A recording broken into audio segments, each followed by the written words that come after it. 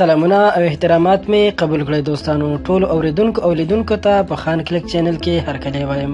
دوستانو یو ډیره خوندوره کیسه در سره شریکوم په دې هیله چې دا ویډیو تر پایه وګورئ او که تر اوسه زموږ چینل نه سبسکرایب کړئ نو مهرباني وکړئ همدا اوس یې سبسکرایب کړئ. کیسه کوونکی وایي ما د مینې په نوم هیڅ نه پیژندل او نه ما مینه کړې وه. که کوم دوست یا ملګري به د مینې قصه راته کوله نو ما ته به خندا راغله او ویل به مې دا څه چټیات وایي. د نن نه یو کال وړاندې ما په یو تعلیمي کورس کې درس ویلو.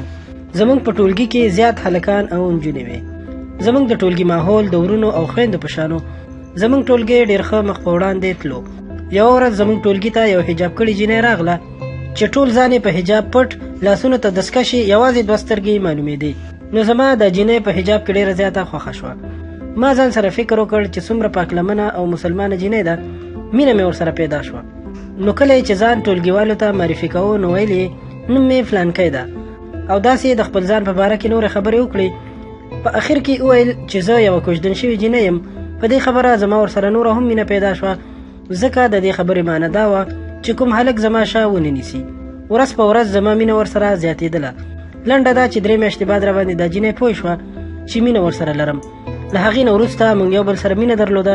د ټولګي وخت به ډېر زر تېرېدلو او د سبا په انتظار به وم چې کله به ټولګي دوباره شروع کیږي. حتی نیم ساعت مخکې به زه ټولګي کې حاضر وم. یوه ورځ یو ځای سره کېناستو او د یو بل په باره کې مو پوښتنې وکړې. دا د کابل پوهنتون د طب پوهنځي زده کوونکې وه او په یو ښځینه مدرسه کې استاذه هم وه.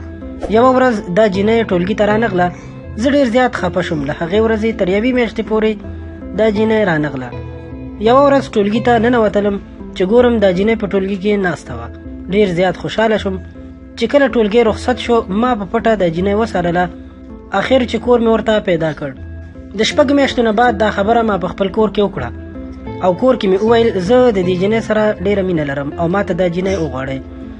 د کورنۍ غړي مو د هغې کور ته واستول. په اول وار باندې مور د کورنۍ غړو ته ډېر زیات قدر او عزت ورکړی و.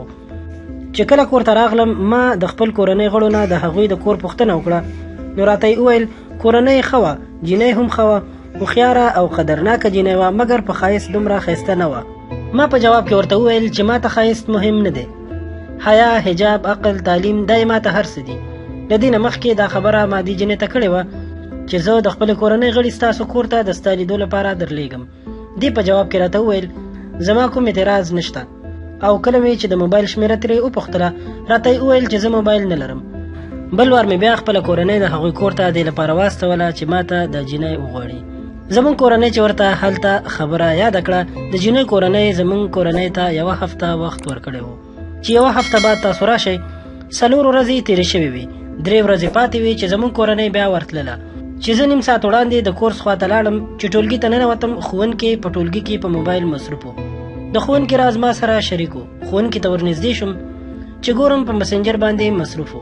د یوې جینۍ سره یې چیټ کولو، د مینې خبرې یو بل ته کولې. زه ښوونکي ته په خندا شوم او ورته مې وویل استاده بیا دې کومه یوه پیدا کړې ده. استاد راته وویل یو پښتې له دغې جینکو نه په تنګ شو، همیشه راته بېمانه میسیجونه کوي. ما ورته وویل استاده دا څوک ده؟ استاد راته د همدې جینۍ نوم واخیستو او میسیجونه یې راته وښودل. په هغه وخت کې راباندې ځمکه وچرخېده، رنګ مې سور وګرځېدو، په بله دنیا کې شوم. ښوونکي رانه پوښتنه وکړه چې ته ولې په فکر کې ډوب شوې او څه در باندې وشو؟ ما ورته وویل هیڅ نه دي شوي، کومه خبره نه ده، ځکه ښوونکی زموږ د مینې نه خبر نه و. ډېر زیات خواشینی شوم، زړه مې مات شو.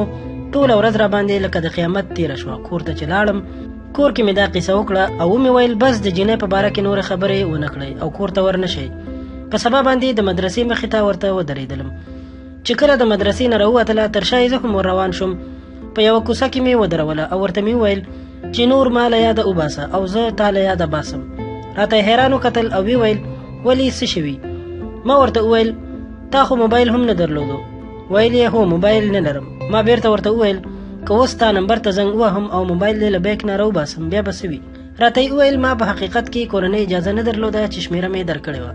بیا مې ورته وویل چې تا خو فیسبوک هم نه درلودو. جینۍ راته وویل دا ته څه په ګډوډو سر یې؟ ته په هوښ کې یې؟ ما بیرته جواب کې ورته وویل که اوس دې د فیسبوک اکاونټ راواړوم بیا به څه وي؟ جینۍ ورخطا شوه او راته یې وویل ته له کوم ځای نه خبر شوې؟ ورخطا شوه او حیران حیران یې ما ته کتل او سر یې ټیټ اچولی و. زما په سترګو کې اوښکې راغلې، ډېر زیات په غوسه کې وم او ورته مې وویل چې تا ته ما کوم فکر کړی او کوم شی راووتې او کوم حجاب دی چې په ځان کړی اور ورته واچوه. جینۍ بېرته په جواب کې راته وویل دومره غرور مه کوه، ځه لاړ شه، خپل کار کوه. 3 میاشتې مخکې ما ته یو قلم راکړی و، هغه قلم مې هم ورکړو او د سترګو نه مې اوښکې روانې شوې او ترې لاړم. کیسه کوونکی وایي دا زما د مینې کیسه وه. زموږ په مینه یوازې زما 3 ټولګیوالې خبرې وې چې دومره زر مه دوکه کېږه، انسان پیژندل دومره اسان نه دي. یو ځل یې د کورنۍ پوښتنه وکړه، دا جینۍ وساره قوم او ګاونډ کې پوښتنه وکړه، خو زما زړه کې هیڅ شک ورته نه راتلو او زړه نه مې ورسره مینه درلوده. اوس راته د هغو ټولګیوالو خبرې را په یاد شي چې رښتیا هم انسان پیژندل اسانه کار نه دی. دا لومړی جینۍ وه چې ما ورسره بې اندازې مینه کوله. اوس مې د جینۍ د نوم نه نفرت راځي او یو میاشت مخکې خبر شوم چې یو بل هلک سره هم انډیوالي اچولې وه. او رښتیا باید ووایم چې ټول حجاب اغوستونکي داسې نه وي، ځینې داسې پیدا کیږي. مننه دوستانو چې دا ویډیو مو تر پایه وکتله. په دې هیله چې د کیسې په مقصد به پوه شوي یئ او پند به مو ترې اخیستی وي. له نورو همدغسې خوندورو او په زړه پورې ویډیوګانو لپاره در سره زموږ چینل سبسکرایب کړئ. تر بلې ویډیو درنه اجازت غواړم. د الله په امان.